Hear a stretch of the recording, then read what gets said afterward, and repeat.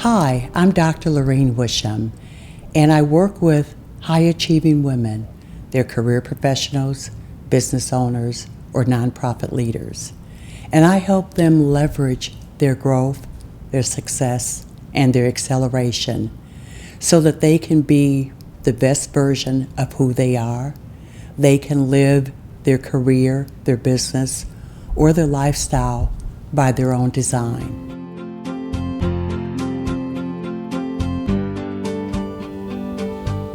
I call my first stage the beginning. I worked in corporate America. I had a great job, but I felt dead on the inside. I don't know if you ever felt like that. When you're doing something, you like it kinda, but it's not who you are really. It wasn't part of my DNA.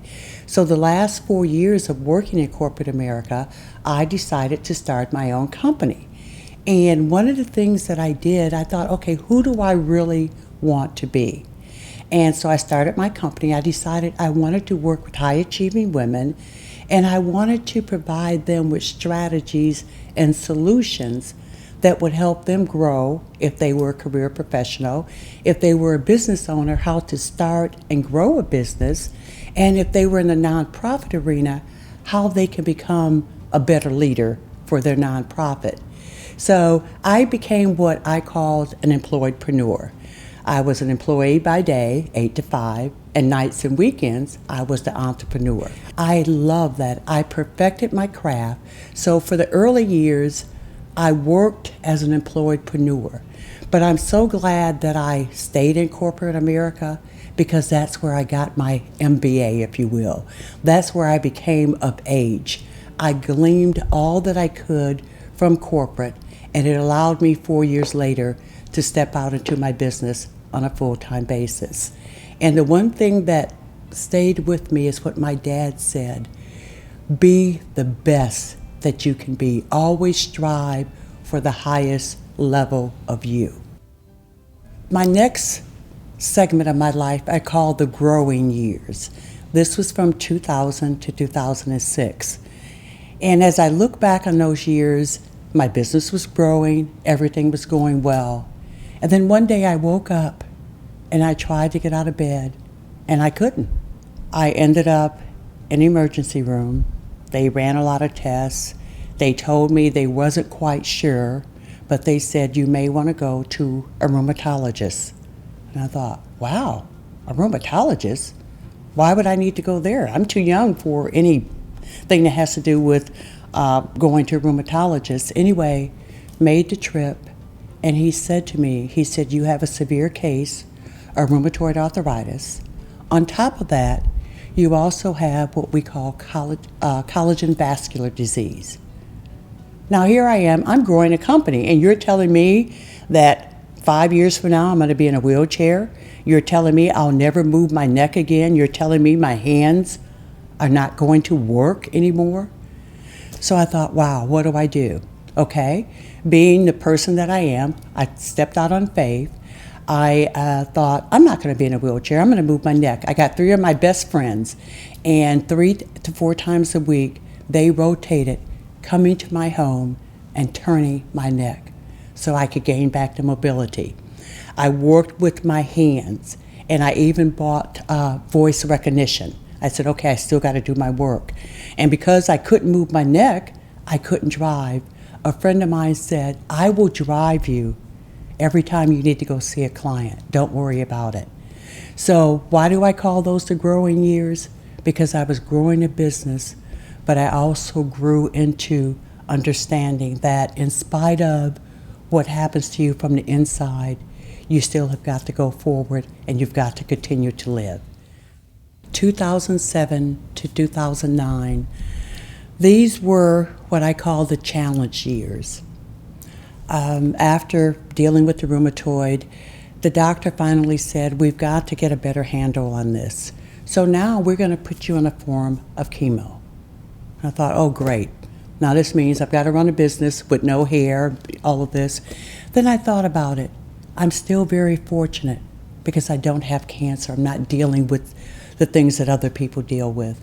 So I went ahead, got on the chemo, And then he said, we're going to have to put you on a steroid. Well, we all know what steroids do, 55 pounds. And I thought, okay, I'm going to deal with this. But those were the best years because I started investing in myself. I spent money going to mastermind groups, getting involved, because I had to learn who I was now. I knew what my DNA said that I was, but I needed to know it from within. So these were the years that I invested in myself, but I also learned how to live differently. I learned how to take what I had and to power it up. I learned how to step into who I am. This was a time for me to understand me. And one of the best ways that any woman can understand who they are, you've got to invest to figure out who you are. You've got to figure out your DNA. We all have a brand, but it's always connected with our DNA. So for me, my brand is growth, success, and acceleration. It's like they're triplets. You can't grow without having the success, and once you get the growth and success, you want to accelerate it. You want to amplify it. So that was who I became, the growth, success, and acceleration expert. During this time when I was on chemo and on steroids and 55 pounds later. The catalyst moment, that was 2010. It was a turning point for me. I got a trainer and I weaned myself off the steroids, didn't bother to tell the doctor, of course. And then 6 months later, the doctor saying, wow, what happened? And I said, I got off the steroids. So I started the loss of the 55 pounds. I figured out who I was. And this was the turning point. I decided I was going to write a book. So that was this whole thought process. But it also was the time that I realized that I was given dreams several sizes too big, because that allowed me to step into them. So this was a catalyst moment because I knew from this point forward what the rest of my life was going to be like. I knew how I was going to step into my continued growth, success, and acceleration. So for me, it was a catalyst moment. 2013, this was the whole new level. I wrote a book, and guess what? It was an Amazon bestseller. Wow. And in the book, it was based on my life, but it talked about the 3 R's. I had to reimagine who I was, I had to reinvent, and then I reemerged. And that concept, it caught on. It tied back to growth, success, and acceleration. So I became that new me. So 2013 was a year like I'd never known. It's when my speaking career started. Because of the book, they wanted me to speak, and they wanted me to tell my story. I thought, who wants to hear about someone with rheumatoid? But that's what they said was important. You overcame it. Look at you now. You're not in a wheelchair. Your neck can move. You can drive. You can do all these great things. And they said to me, there are women who need to hear this because there are other women that are hurting. They're dealing with challenges. They want to know, how did you go from career professional to business owner?